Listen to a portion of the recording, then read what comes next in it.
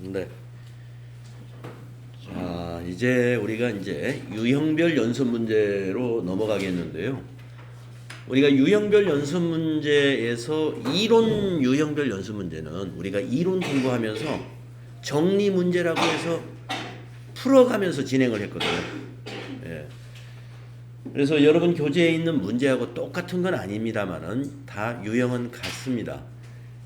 따라서 유형별 연습 문제 이 부분에서는 이 합격 확신 유형별 연습 문제 이론은 여러분이 개인적으로 풀어보시는 걸로, 우리가 이론 공부할 때 이미 다 정리 문제 하면서 당좌자산 정리 문제 풀고 재고자산 정리 문제 풀고 유형자산 정리 문제 풀고 이렇게 풀어가면서 이렇게 이론 공부를 진행을 했거든요. 예. 그걸로 대체하겠습니다. 그래서 이론 공부를 더 좀 해야 되겠다 하시는 분은 그 유형별 연습 문제에 있는 이론 쫙 풀어보시면 좋겠습니다. 예. 개인 공부로 맡겨놓고 쭉 넘어가서 307페이지를 보시면은 실무수행평가 유형별 연습 문제의 실무수행에 관한 내용이 있습니다. 그래서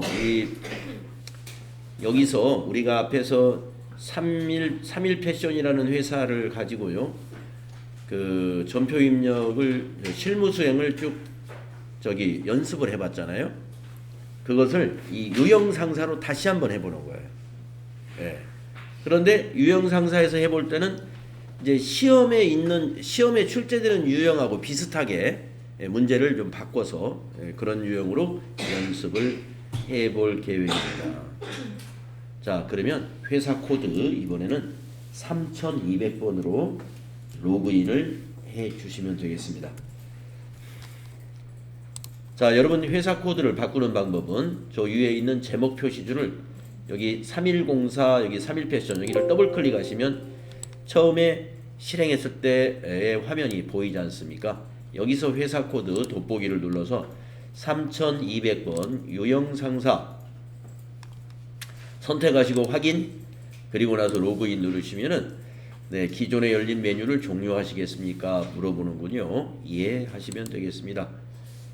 네, 그러면 회사가 바뀝니다. 이렇게.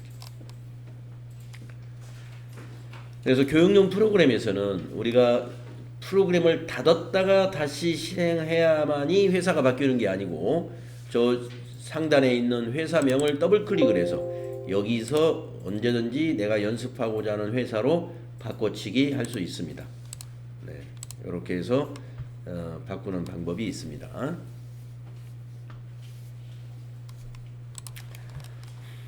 자, 그러면 교재 307조. 자, 유형상사라는 회사는 어떤 회사인가? 신발을 도소매하는 법인 기업입니다. 신발 도소매업을 운영하는 법인 기업이고, 회계 기간은 이 회사도 제6기라고 하네요. 제6기이다. 자, 실무수행 유의사항을 한번 읽어보도록 하겠습니다. 여기 이제 그 실제 실무 시험에서 우리 AT 시험 현재 유의사항이라고 해서 요게 항상 나오거든요. 자, 어떤 내용인지 한번 보도록 하겠습니다. 부가가치세 관련 거래는 매입 매출 전표 입력 메뉴에 입력을 하고, 부가가치세 관련 없는 거래는 일반 전표 입력 메뉴에 입력한다. 그래야 되죠. 이해하셨죠? 그 다음에 두 번째, 타계정 대책과 관련된 적용은 반드시 코드를 입력해야 한다. 우리가 그동안 적요를 입력할 때 코드를 쓰는 일이 있었습니다. 우리 그 3일 패션 가지고 연습하실 때 좋은 그 딱 맞는 적요가 있으면 그 코드를 넣어서 적요를 대신했어요. 적요 입력을. 그런데 여기서 말하는 타계정 대책과 관련된 적요는 8번 적요를 말합니다. 8번 적요.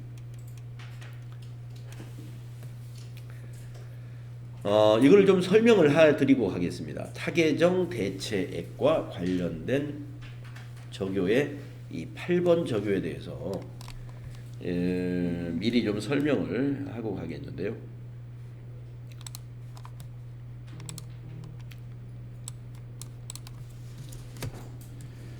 여기서 말하는 타계정 대체거래는 재고자산을 가리키는 말입니다. 그래서 재고자산의 타계정 대체거래란 무엇인가? 이걸 좀 정리를 좀 하겠습니다. 재고자산의 타계정 대체거래란 무엇인가? 자, 여러분들 재고자산이라는 것은 무슨 자산입니까? 판매를 목적으로 보유하고 있는 자산이 재고자산입니다. 예. 그런데 다른 목적으로 대체시켰다는 거예요. 재고자산을 타계정으로 대체했다. 다른 목적으로 사용했다 이렇게 보시면 되겠습니다. 그래서 다른 말로 이 거래는 재고자산을 다른 목적으로 사용한 거래다. 재고자산을 다른 목적으로 사용한 거래이다. 재고자산은 판매를 위한 자산인데 판매하지 않고 다른 목적으로 썼다는 거예요. 자, 그러면 우리 회사가 지금 신발 도소매업이에요. 그러면 이 우리 회사의 재고자산이라는 것은 신발이 되겠습니다. 신발. 네. 뭐 신발에는 운동화도 있을 것이고 뭐 등산화도 있고 뭐 여러 가지 신발이 있을 텐데, 자, 그러면 신발을 판매하지 않고 어떤 목적으로 사용했을까요? 예를 들어서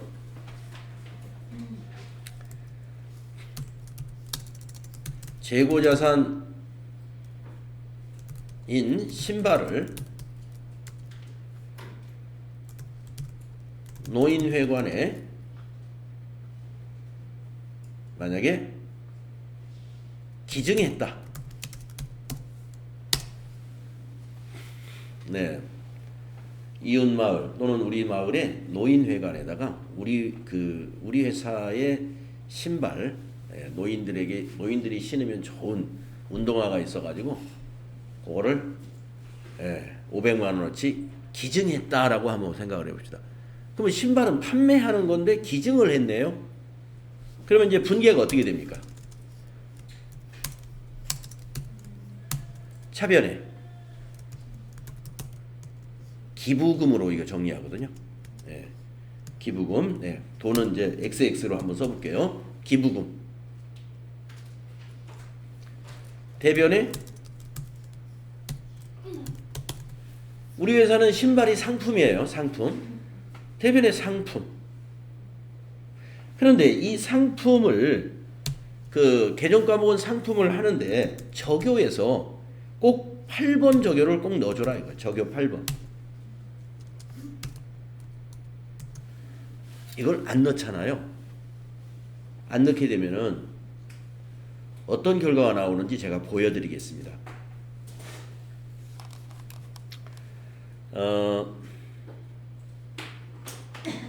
자요. 지금 이제 이게 프로그램이죠. 그러면은 지금 요 백데이터가 하나도 손익계산서 한번 가볼게요. 데이터가 입력된 게 하나도 금년도 데이터 입력 많이 돼 있네요. 백데이터가 급여도 입력돼 있고 뭐 이래요.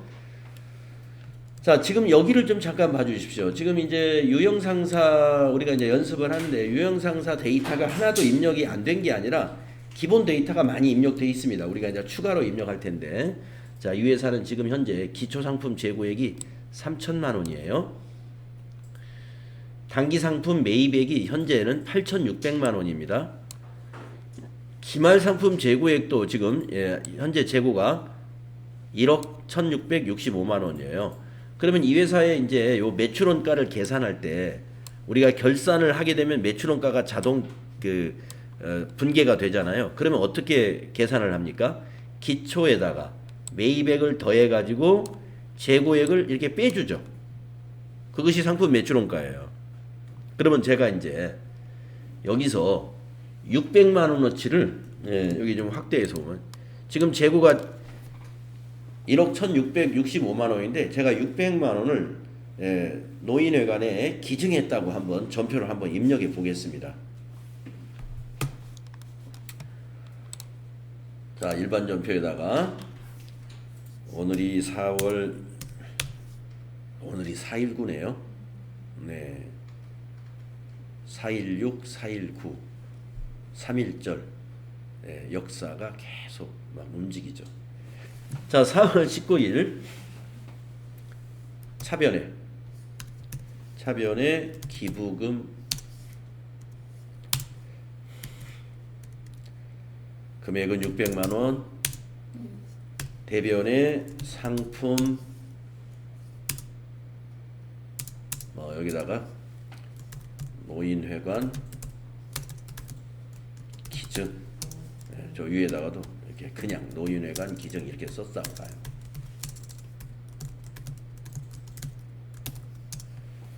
$600만. 자, 이렇게 분개를 하면 분개 내용은 지금 보면은 차변의 기부금, 비용 발생, 대변의 상품, 자산 감소. 자, 이것이 손익계산서에 어떻게 반영되는가 보겠습니다. 자, 손익계산서를 조회를 다시 눌러봤습니다. 자, 조금 전에 재고 금액에서 600만 원이 빠졌죠. 그러면 나중에 이 매출원가 계산할 때 자, 기초 상품 그대로 있고 단기 상품 매입액 그대로 있으니까 이 두 개를 더해서 이걸 빼준다고 그랬단 말이에요. 이걸 두 개 더해서 이걸 뺀 게 그게 매출원가예요. 요게 매출원가. 그러면 여기서 600만 원이 빠졌으니까 매출원가는 600이 아까보다 여기 지금 0이라고 돼 있지만 600만 원이 더해지겠죠.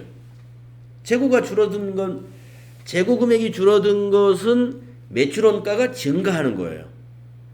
재고가 줄었다는 것은 이 계산 원리에 의하면 매출이 되었다 이렇게 보는 거거든요.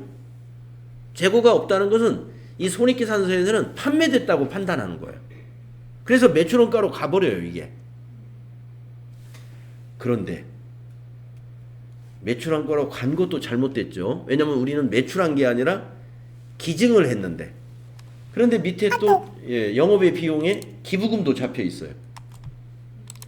영업의 비용에 기부금. 우리가 조금 전에 기부금 처리했으니까 비용에 여기 600만 원 기부금으로 영업의 비용으로 잡혀 있습니다. 자, 손익계산서가 틀렸다는 걸 알 수가 있죠. 비용이 양쪽으로 잡혀요. 영업의 비용 기부금으로 잡혔죠. 또 저기 매출원가에 반영이 돼 버렸죠. 그래서 이렇게 하면 전표가 이렇게 입력을 하면 손익계산이 틀리게 됩니다. 그래서 어떻게 해야 되느냐? 이렇게 상품을 판매하지 않고 다른 용도로 사용을 했을 때는 전표를 이렇게 고쳐야 돼요. 아까 여기 입력할 때 이 상품 계정에 이 적요를 밑에 적요에 딱 보시면은 적요 8번이 이게 있어요. 타 계정으로 대체라는 적요가 있습니다. 그래서 여기다가 꼭 8번을 넣어야 됩니다. 꼭 상품을 판매하지 않고 다른 용도로 사용했다 하면은 8번을 넣어줘야 돼요. 자, 그러면 이제 손익계산서에서 어떻게 반영되느냐? 자, 손익계산서에서 다시 한번 조회를 해봤습니다. 자, 재고는 기말상품 재고액은 이렇게 좀 땡겨서 보여드리면 기말상품 재고액은 조금 전에 그대로입니다. 110, 600만 원 빠졌어요. 그런데 이것이 매출원가로 안 갑니다. 왜냐? 여기에 보면 타계정으로 대체라는 항목이 하나 더 생겼습니다. 타계정으로 대체 600만 원. 이것도 재고하고 같이 빼줍니다. 이것도 빼줘요. 그러니까 타계정 대책을 여기서 빼가지고 상품 매출원가를 계산하도록 했기 때문에 기부한 600만 원은 매출원가로 안 갑니다. 이거 빼주니까. 그러니까 매출원가에는 안 가고 영업의 비용으로만 가게 돼 있어요. 손익계산서가 이렇게 작성돼야 돼요. 그래서 재고자산을 다른 용도로 사용했을 때 8번 적요를 넣어야만이 손익계산서에 타계정으로 대체라는 항목이 하나 생기면서 매출원가로 가지 않도록 빼주는 역할을 해주게 된다. 이걸 기억하십시오. 그래서 시험에서 이 실무수행 유의사항에 이거를 꼭 넣어놓습니다. 타개정 대체액과 관련된 적요는 반드시 적요의 코드를 넣으라는 얘기예요. 적요의 코드를 입력해라. 네, 요걸 잘 이해해 주시고요. 그런 문제가 매번 출제되는 건 아니지만 지금 제가 예를 들어준 신발을 기증했다 이렇게 나올 수도 있고요. 타개정 대체 거래를 또 이렇게도 말할 수 있습니다. 이런 예제가 될 수도 있어요. 재고자산인 신발을 생일자에게 선물했다. 직원을 말합니다. 직원들. 회사 직원들이 이번 4월달 생일자들에게 회사 멋있는 신발을 하나씩 선물로 제공했어요. 그러면 이거 회계 처리는 어떻게 해야 됩니까? 차변이 복리후생비입니다. 복리후생비. 대변은 상품이에요. 상품 가지고 복리후생비로 쓴 거예요. 여기에 조금 전에 기부금처럼 여기도 적요 8번을 반드시 코드로 넣어줘야 된다는 것입니다.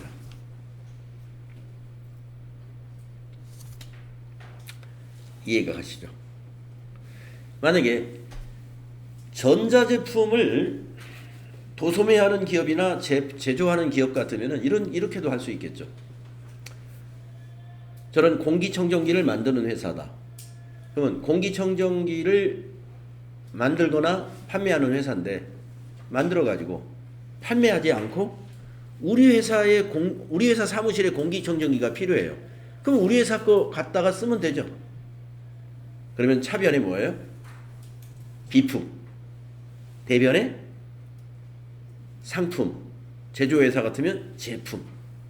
그럴 때 그 상품이나 제품의 적요번호를 8번 꼭 넣어야만이 손익계산서에 착오가 없게 된다. 네. 타개정 대체거래.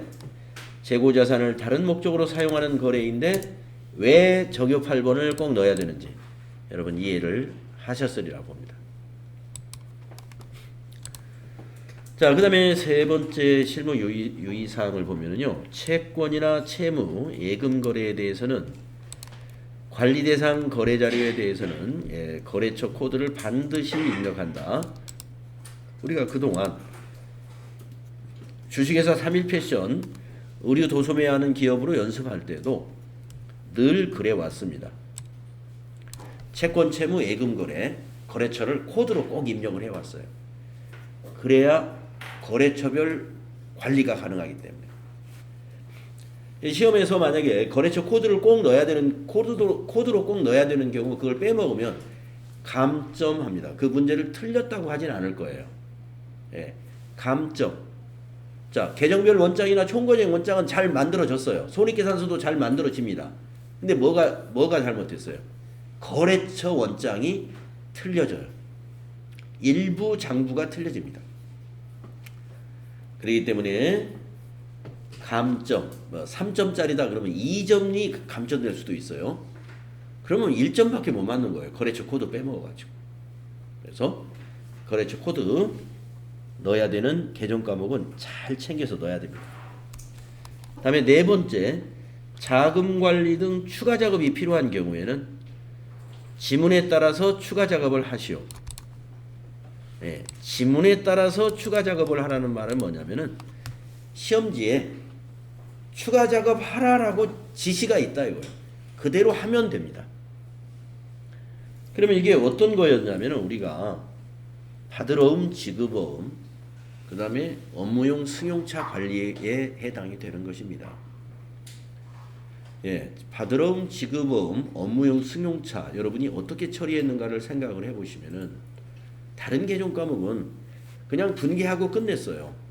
그런데 받으러움, 지급어음, 그 다음에 업무용 승용차는 꼭 그 해당 계정 과목 한번 클릭하고 나서 F3 눌러가지고 밑에서 추가했던 거 기억나실 거예요. 그거 말하는 거. 그거 시험에서 꼭 추가 작업하라고 지문을 줍니다. 그대로 하시면 돼요. 그 다음에 5번에 보시면 판매비와 관리비는 800번대 코드로 꼭 사용을 해야 됩니다. 그러니까 전표 입력을 여러분이 그동안 하시면서 다 보셨습니다만은 여기서 만약에 차변에 복리후생비라고 하는데 복리후생비 딱 검색을 하면 보시다시피 이렇게 계정 과목이 511번 복리후생비도 있고 611번도 복리후생비고요. 711번, 811번 이렇게 여러 개가 있단 말이죠. 근데 우리 회사는 지금 신발을 도소매하는 법인이에요. 500번대 복리후생비는 이건 제조원가로 가는 거거든요. 제조원가. 61번, 81번은 분양원가와 도급원가에 관련된 겁니다. 그래서 분양이나 도급회사가 아닌 회사는 이게 해당이 없어요. 600번이나 700번은. 그리고 이 800번 요게 판매관리비에 해당되는 겁니다. 판매관리비. 그러니까 도소매업에서는 우리가 판매관리비 복리후생비이기 때문에 꼭 811번을 선택해 주셔야지 한글 이름의 계정과목명이 다 똑같으니까 그냥 아무거나 해도 채점은 모르겠지. 예. 채점을 채점 정확히 됩니다. 이거 모르는 게 아니고 코드 가지고 채점을 하기 때문에. 그러니까 회계 자체가 달라요. 500번대 코드를 쓰면 이 복리후생비가 어디로 가냐면 제조원가 명세서로 가요. 제조원가에는 제조원가의 3요소가 재료비, 노무비, 경비인데 복리후생비가 그 경비에 해당이 됩니다. 제조원가의 경비. 그러면 제조원가 경비의 복리후생비는 뭐냐? 제조업의 경우에 생산직 직원들의 복리후생비가 제조원가 복리후생비예요. 그래서 제조원가로 가가지고 그것이 제품이라는 것으로 만들어져서 복리후생비가 제품화되는 겁니다. 재고자산 원가로 들어가요. 그런데 관리직이나 판매직의 복리후생비는 제품의 원가에 관련되지 않습니다. 제품의 원가로 들어가지 않고 바로 손익계산서로 가가지고 판매비로 비용으로 바로 빠져. 그래서 이는 판매비를 우리는 기간비용이라고 합니다. 그 회계기간의 비용으로 반드시 처리하죠. 그런데 생산직 직원들의 복리후생비는 제조원가이기 때문에 언제 손익계산서로 오느냐? 그 제품이 팔려나가야 그때 손익계산서에 매출 원가로 들어오는 겁니다. 그래서 제조원가는 제품이 판매가 되었을 때 손익계산서로 오는 거예요. 매출원가라는 비용으로. 그런데 판매관리직의 복리후생비 같은 이런 비용은 제품이 팔렸던 제품이 안 팔렸던 이거하고 관계없고 기간으로 따져요. 이게 언제 지출됐느냐? 1월 1일부터 12월 31일 요 기간에 지출된 것은 다 손익계산서로 옵니다. 그래서 그걸 우리는 기간비용 이렇게 가끔 여러분 어떤 문제나 그 설명에서도 기간비용으로 처리한다 이런 설명들을 보실 수가 있는데 기간비용이라는 의미가 바로 그겁니다. 제조원가가 아니다라는 뜻이에요. 그 기간에 발생한 비용으로 처리한다. 그래서 제조원가는 기간비용이 아니에요. 손익계산서로 언제 넘어온다고요? 아까 보셨죠? 매출 원가 형태로 넘어옵니다. 자, 아무튼 지금 우리 FAT 1급은 일단 제조회사가 아니기 때문에 제조원가 명세서 자체가 없어요. 그래서 500번대도 해당이 없다. 이렇게 보시면 되겠습니다. 자, 그래서 이 FAT 1급 문제에서는 이와 같이 판매비와 관리비는 800번대 계정으로 사용한다. 이렇게 나오고요. 나중에 여러분이 교재를 이제 바꾸어서 TAT 2급 공부할 때는 실무 유의사항이 뭐라고 나올까요? 판매비와 관리비는 800번대, 제조 경비는 500번대로 사용하시오. 이렇게 나와요. 예. 그때는 우리가 복리후생비를 지출했다 했을 때도 생산부 직원의 복리후생비인지 판매관리부서의 복리후생비인지 내용이 구분을 해서 800번대와 500번대로 나누어서 전표를 입력해야 됩니다. 자, 그래서 우리 FAT 1급 시험을 준비하실 때는 실무 수행에서 요 정도 유의사항을 여러분이 이해하시면 된다. 자, 그러면 이제 기초정보관리 이해에 관한 문제를 한번 풀어보도록 하겠는데요. 지금까지 우리가 기초정보에 관한 것이다 그러면은 우리가 공부했던 여기에서 공부한 내용이 되겠습니다. 거기에서 한 3문제 정도가 나오는데요. 한번 연습을 해볼까요? 자, 사업자 등록증에 의한 회사 등록 수정 이 문제 한번 해보겠습니다. 유형상사는 대표자를 박상준으로 변경했다. 대표자를 바꿨다. 다음과 같이 사업자 등록증을 변경 발급받았고요. 대표자 주민번호까지 알려줬어요. 이거 어디엔가 입력을 하라는 얘기가 되겠고요. 평가 문제. 사업자 등록증 내용을 확인하여 변경 내용을 수정하고 국세 환급금 계좌 등록도 수행하시오. 네. 그러면 이 문제의 자료 설명이라는 것과 평가 문제, 실제 시험에서도 이렇게 자료 설명, 평가 문제 항상 이렇게 나옵니다. 그러면 이걸 읽었을 때, 아, 대표자 이름 바꿔야 되는구나. 그리고 주민번호 어디엔가 입력해야 되는가 보구나. 그 다음에 국세 환급금 계좌를 등록해야 된다. 3가지는 꼭 해야 되겠죠. 해보겠습니다. 회사 등록 가셔가지고 여기 김동원을 박상준으로 고치면 되죠. 그리고 6번에 주민번호가 바로 있네요. 610, 617,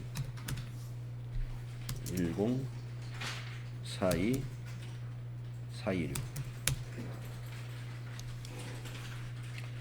그 다음에 그 국세 환급금 계좌는 밑에 있어요. 18번에.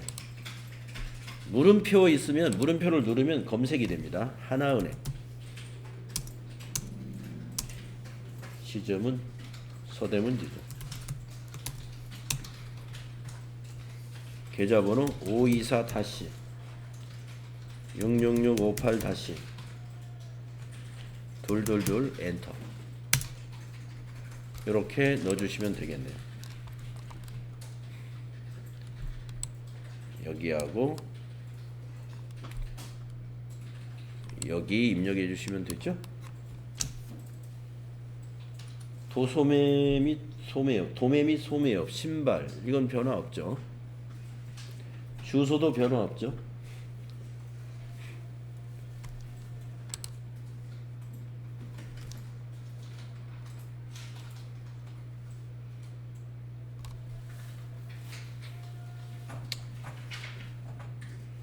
담당자 이메일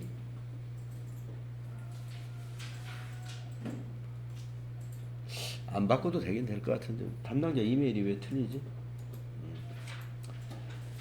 뭐 실제 시험에서는 여러분 담당자 이메일이 바뀌었다고 그래서 사업자 등록증을 다시 발급받을 필요는 없어요. 예.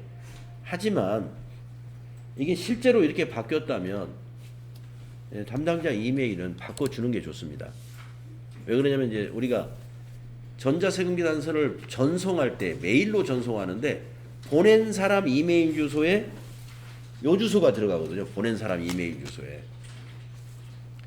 이건 고쳐줄까요?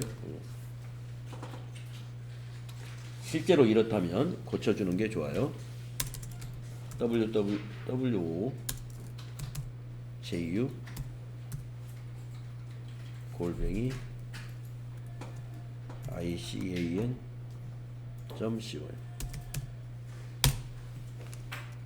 엔터. 이렇게 고쳐주시면 됩니다. 308페이지로 가시면은 계정 과목 수정이라는 문제가 있는데요.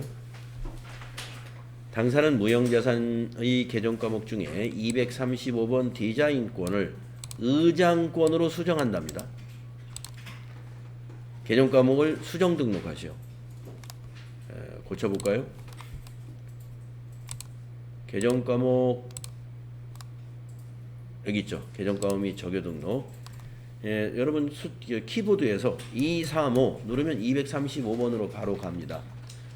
여기 이제 주변에 빨간색이 많으면요 한번 보셔야 돼요. 이게 커서를 이렇게 다른 셀로 옮겨야 그 색깔이 빨강색인지 검은색인지 알 수 있는데, 이렇게 빨강색으로 되어 있는 계정 과목은 그냥 입력을 하면 덮어쓰기가 바로 안 됩니다. 그러기 때문에 여러분들 그때 CTRL 컨트롤 플러스 F1 키 있죠? 예, F1 요거 한번 툭 치고 나서 입력해야 돼요. 저쪽에 흰 컴퓨터에 앉으신 분들은 키보드가 노트북 컴퓨터이기 때문에 컨트롤하고 Fn 키 누른 상태에서 F1을 또 눌러야 되겠네요. 노트북에서는. 그래서 컨트롤 F1 치고 예, 컨트롤 펑션 키 거기 우리 두 분만 그렇게 하시면 돼요. 안 돼요? 한번 가볼게요. 여기가 이제 의장권 이렇게 입력하면 입력이 되죠.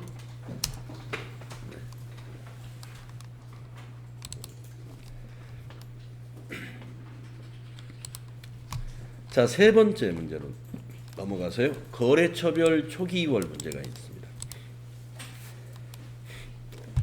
지급어음은 이게 입력할 게 많기 때문에 더블 클릭으로 이제 우리가 입력을 하는 거고, 미지급금은 그냥 오른쪽에 입력을 하면 되겠네요. 자료 설명. 유형 상사의 전기분 재무제표는 2월이 되어 있다. 거래처별 초기 2월 사항을 입력하시오.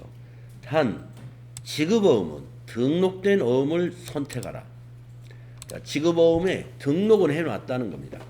어음 번호를 입력할 때 이걸 어음 번호를 하나하나 입력하지 말고 검색해서 이용해라, 이런 이야기로 받아들이면 됩니다. 자, 그러면 지급어음 명세를 보고 거래처별 초기 2월은 어디서 하는 것이냐, 여러분 기초정보관리에 보시면 맨 밑에 거래처별 초기 2월 메뉴가 있죠. 거기 클릭합니다. 자, 재무상태표 계정 과목이 다 나타나 있고요. 지급어음 여기 밑에 252번에 있습니다. 보시다시피 오른쪽이 이렇게 회색 바탕으로 되어 있는 것은 이 계정 과목을 더블 클릭해서 열리는 창에다 입력을 해야 됩니다.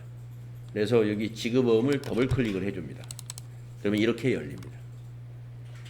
여기서 코드가 거래처 코드이기 때문에 다시 여기 거래처 코드 더블 클릭 한 다음에 코드가 있네요. 예, 이렇게 뭐 검색을 할 필요가 없죠. 이렇게 코드가 있을 때는 7002번 7002 엔터.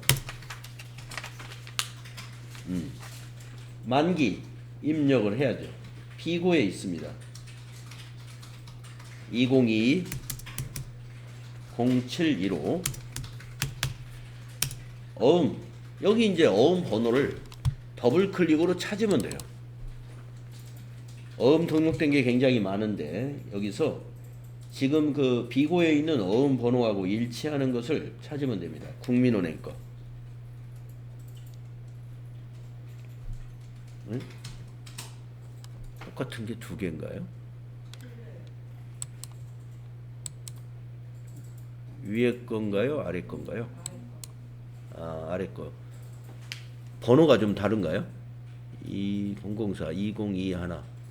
예. 예, 202 하나로 되어 있는 거. 가운데 날짜가 좀 다르네요. 네, 두 번째 거. 요거로 확인해 주시면. 그러면 여기서 이 어음 번호를 선택해 주니까 오른쪽에 여기 지급은행까지 해결이 됐습니다.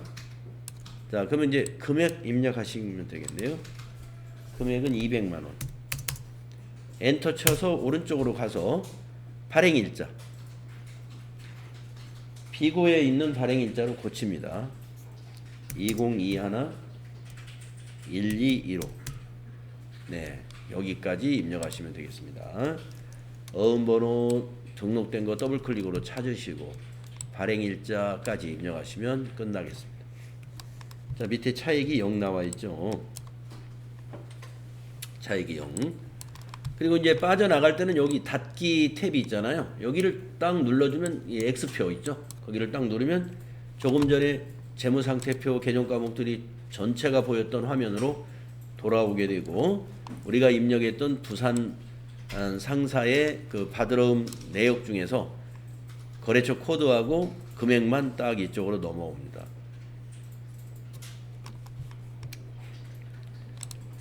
자, 다음은 그 밑에 미지급금 명세서를 보고 미지급금을 초기 이월하겠습니다.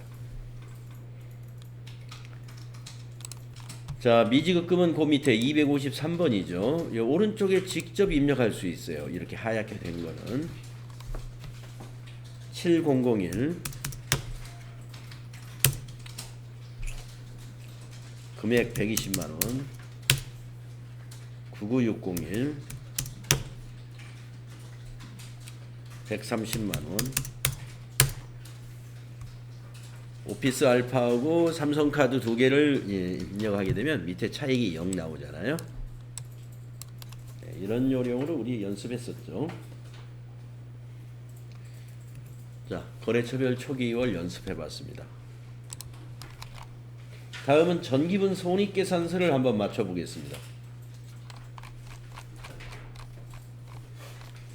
전기분 손익계산서는 이 시험지에 있는 당기 순이익이 맞을 때까지 고치신다. 네. 고쳐볼까요? 전기분 손익계산서 여기 있죠? 클릭하시고요. 전기분 손익계산서. 지금 아마 당기 순이익이 틀려져 있을 거예요. 자, 매출액부터 맞춰봅니다. 750,000 매출 원가가 1,000만원 차이가 나는데 매출 원가를 클릭해서 어디에서 차이가 나는지 요 세 개를 맞춰보세요. 기초, 단기상품 매입액, 기말상품 재고액이 틀렸군요. 자, 그럼 여러분 기억을 하셔야 돼. 이 기말상품 재고액은 이 기초나 단기상품 매입액처럼 하얀 바탕이 아니라 회색 바탕이란 말이에요. 이 회색 바탕이라는 건 여기서 입력하는 게 아니다. 여기서 수정하는 게 아니라는 뜻이거든요. 자, 기억을 하시고 있나요? 강미소 씨한테 한번 물어볼까요? 이 전기분 손익계산서의 기말상품 재고액은 어디에선가 자동으로 오는 건데요. 강미소 씨, 네. 어디에서 올까요?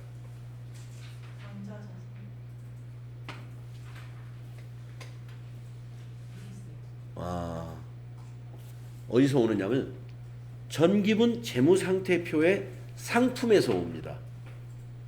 그러니까 전기분 재무상태표의 상품을 바르게 고쳐야 돼요. 자, 그러면 매출원가 이 창을 닫아놓고 다시 전체 메뉴에 나가서 전기분 재무상태표 그거 열어보세요. 그럼 밑에 전기분 재무상태표에 차액이 딱 1,000만원 나있죠. 상품을 2,000만원으로 고치면 전기분 손익계산서도 고쳐지고 여기도 제로가 됩니다. 자, 상품을 2,000만원으로 고쳐야 돼요. 손익계산서에 있는 기말상품 재고액하고 여기서 일치시킵니다. 2,000만원으로. 그럼 밑에 차액도 0 나왔습니다. 자, 전기분 재무상태표는 이제 닫아버리고 전기분 손익계산서에서 다른 숫자를 클릭했다가 여기 매출원가를 다시 클릭해보면 고쳐졌죠. 그러면서 매출원가 1,000만원이 고쳐졌습니다. 아직도 65만원 차이가 나죠. 근데 운 좋게 65만원 차이 난다고 보면서 그 책의 당기 손익 바로 위에 보니까 법인세가 65만원이네. 예. 그저 건진 겁니다. 이거 보니까 법인세가 없어요. 그래서 여기다 법인세 추가하면 돼. 법인세. 어이구, 못하가. 법인세 65만원 추가를 딱 하면 이제 당기순이익이 맞네요. 1억 1,000만원. 그래서 매출원가하고 법인세 추가하니까 예, 맞았습니다. 이렇게 전기분 손익계산서는요, 당기순이익이 맞으면 다 고쳐졌구나 이렇게 판단하시면 돼요. 네. 자, 이번 시간에 우리가 유형별 연습 문제의 유형상 사건을 열어서 실무수행 유의사항을 중심으로 해서 우리가 이제 공부를 했습니다. 자, 쉬었다가 다음 시간에 거래자료 입력 연습하도록 하겠습니다.